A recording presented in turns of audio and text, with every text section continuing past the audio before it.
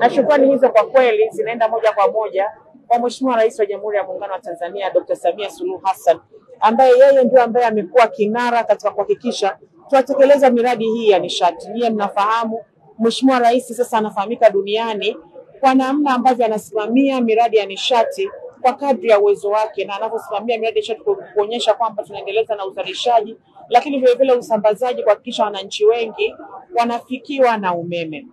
Lakini pamoja na hayo, tumepokea maelekezo ya kamati juu ya kuhakikisha serikali inalipa fidia katika miradi ya Ruhuji na Rumakali, ambapo katika mradi wa Ruhuji takriban fidia ni bilioni 37 na mradi wa Rumakali bilioni 26. Miradi hii kama nilivyotangulia kusema, Mheshimiwa Rais katika baadhi ya maeneo ambayo amejitanabaisha nayo ni katika sekta ya nishati. Kwa kweli miradi ya nishati, hata ukisoma mipango yote ya maendeleo, inachukuliwa kwa uzito mkubwa sana.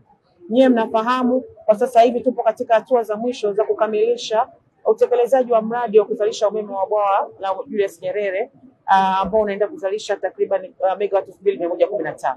Na pamoja na mradi huo tunao miradi ya Ruhuji na Rumakali ambayo serikali pia inategemea kuanza kuitekeleza.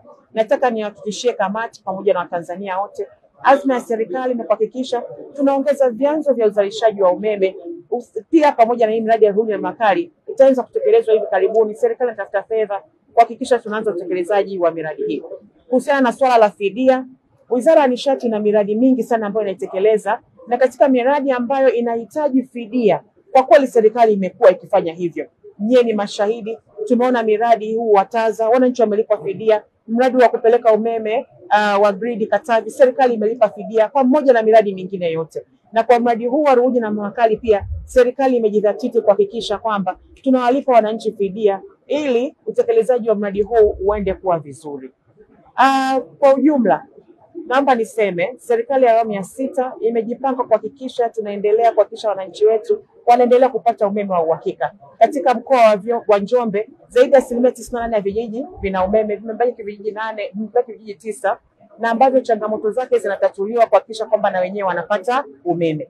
Lakini pia shirika letu la umeme la TANESCO limeendelea na programu za kusambaza umeme maeneo ya pembezoni na kuimarisha nguvu ya umeme ili kuhakikisha wananchi wanaendelea kupata umeme wa uhakika. Mheshimiwa Rais ameahidi ikifika 2030 anataka 75% ya wananchi waweze kupata umeme, lakini vile waweze kutumia nishati safi ya kupikia. Na sisi kama wasaidizi wake tukiongozwa na Dr. Doto Mashaka Biteko tuko hapa kuhakikisha maono ya Mheshimiwa Rais yanatimilika.